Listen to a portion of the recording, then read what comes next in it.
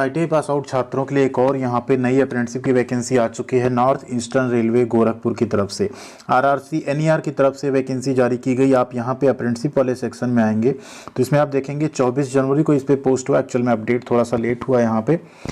यहाँ से आप इस नोटिफिकेशन को डाउनलोड कर सकते हैं। आइए डाउनलोड करके देखते हैं कौन कौन से कैंडिडेट्स के लिए यहाँ पे कितनी भर्ती जारी की गई है। तो प्लीज़ वीडियो को लाइक एंड चैनल को सब्सक्राइब नहीं किया है तो ज़रूर कीजिएगा, साथ में बेल आइकन को भी दबा लीजिएगा। आइए देखते हैं नोटिफिकेशन। तो यहाँ पे आप देख सकते हैं 24 जनवरी से ही फॉर्म भरे जाने भी स्टार्ट हो चुके हैं और फॉर्म भरने की लास्ट डेट है 23 फरवरी 2025। अगर टोटल वैकेंसी की बात करें तो कुल वैकेंसी यहाँ पे 1104 है। ठीक है, कितनी पोस्ट है? 1104 पोस्ट यहाँ पे निकाली गई। ये आपकी 2025-26 की अप्रेंटिसशिप भर्ती है।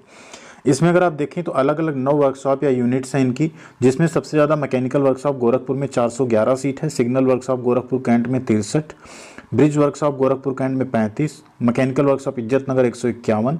इसी तरह आप देखेंगे diesel shed carriage and wagon Izzatnagar में 60 और 64 सीट है, carriage and wagon Lucknow junction में 155 है, गोंडा में यहाँ पे 90 और वाराणसी कैरिज एंड वैगन में 75 सीट है। कुल 1104 वैकेंसी यहाँ पे जारी की गई है, जिसमें अगर कैटेगरी वाइज आप ब्रेकअप देखें तो हर एक वर्कशॉप या आपका जो यूनिट है वहाँ पे कैटेगरी वाइज वैकेंसी का ब्रेकअप दे दिया गया है और ट्रेनिंग पीरियड सभी का यहाँ पे 1 साल रहने वाला है। अब बात करें यहाँ पे 4% रिजर्वेशन PWD का, 3% एक्स सर्विसमैन का रहता है। उन सब चीज़ों को यहाँ पे इग्नोर करते हैं। ठीक है, वो तो हमेशा हर वैकेंसी में रहेगा। एज लिमिट की बात करें तो मिनिमम 15 साल, मैक्सिमम 24 साल age limit unreserved category EWS category के लिए। In case of SC ST आपको 5 साल की छूट यानी 29 साल तक आप फॉर्म भर सकते हैं। इन केस ऑफ OBC आपको 3 साल की छूट यानी आप 27 साल तक फॉर्म फिलअप कर सकते हैं। इसेंशियल क्वालिफिकेशन है हाई स्कूल आपने किया हो मिनिमम 50% मार्क्स के साथ और ITI आपने किया NCVT या SCVT से तो आप इसका फॉर्म भर सकते हैं। फॉर्म भरने की फ़ीस यहाँ पे 100 रुपये होगी जनरल, OBC और EWS की। SC ST PWD candidate, women candidate की कोई फीस यहाँ पे नहीं लगेगी। ऑनलाइन मोड में ही फॉर्म भरे जाएंगे, कोई भी फॉर्म आपको ऑफलाइन मोड में नहीं भेजना है। सिलेक्शन आपका जो होगा मेरिट बेसिस पे होगा, जिसमें आपका 10th प्लस ITI के एवरेज मार्क्स के आधार पे आपका सिलेक्शन किया जाएगा। ट्रेनिंग एंड स्टाइपेंड की बात करें तो ट्रेनिंग आपका 1 ईयर का होगा, जिसमें आपको 7700 से 8050 रुपये स्टाइपेंड मिलेगा। बाकी आपको सारा अरेंजमेंट अपना खुद से करना होगा। ठीक है, ये था इस अप्रेंटिसशिप का पूरा डिटेल।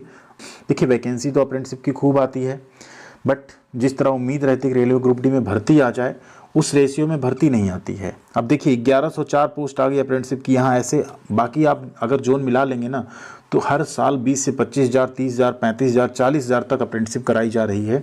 और अप्रेंटिसशिप की अभी अगर वैकेंसी की बात करें CCH की कितनी आई, 32,438 सीट है। इसमें अगर आप 20% जोड़ो लगभग आपको 6,600-7,000 के आसपास वैकेंसी यहाँ पे मिल रही है। आप सोचिए 6,600-4,000 तो आपका NFR में अकेले अप्रेंटिसशिप आ जाता है हर साल। तो ये कहीं ना कहीं रेलवे यहाँ पे अप्रेंटिसशिप वालों से इतना काम करा लेता है तो उनको एक्चुअल में परमानेंट जॉब तो चाहिए ही नहीं, क्योंकि 7,000 में जब वो काम करा ले रहे हैं तो 40,000 आपको क्यों देंगे। तो ये चीज़ें भी है। तो उसका भी चल रहा है। ऑलरेडी ग्रुप डी की भर्ती आई हुई है, आप लोगों ने फॉर्म भी उसका भरा होगा। अगर आप लोगों ने यहाँ पर ग्रुप डी का फॉर्म भरा हुआ है तब भी आप चाहें तो ये अप्रेंटिसशिप का फॉर्म भर सकते हैं, क्योंकि इसका सिलेक्शन तो आपका मेरिट बेसिस पे होना है।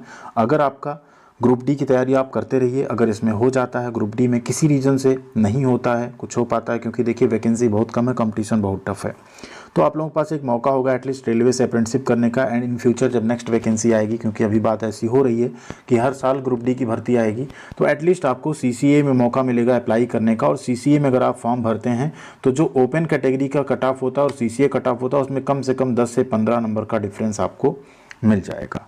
ठीक है, तो भर्ती अब यहाँ पे जो आप फॉर्म भरेंगे वो क्या सारी यूनिट आप सेलेक्ट कर पाएंगे या किसी एक यूनिट से भरना होगा, उसको भी आइए आपको इसी वीडियो में क्लियर कर देते हैं। उसके पहले इस अप्रेंटिसशिप का आप बेनिफिट जान लीजिए। देखिए रेलवे से अगर आप अप्रेंटिसशिप करते हैं तो हम बार बार आपको बताते हैं आपको 3 बेनिफिट मिलेगा और एक चौथा एडिशनल बेनिफिट है जो आपको और मिल जाता है। पहला बेनिफिट आपको मिलता है 20% का कोटा मिल जाता है रेलवे ग्रुप डी की जॉब में। दूसरा बेनिफिट आपको PET जो होता है उसमें छूट मिल जाती है, फिजिकल एफिशिएंसी टेस्ट में छूट मिल जाती है। तीसरा बेनिफिट आपको मिलता है 1/3 का आपका जो आप इसमें नंबर स्कोर करते हैं उसका वेटेज आपके CVT एग्जाम में 2/3 करके जोड़ दिया जाता है। 2/3 CVT का, 1/3 आपका अप्रेंटिसशिप का, जिसकी वजह से आपके नंबर अच्छे हो जाते हैं और आपका सिलेक्शन आसान हो जाता है। फोर्थ बेनिफिट, अप्रेंटिसशिप करने के बाद आपको NAC सर्टिफिकेट मिलेगा जो कि इक्विवेलेंट होगा 1 ईयर एक्सपीरियंस के एज पर न्यू रूल जो MSDE का है।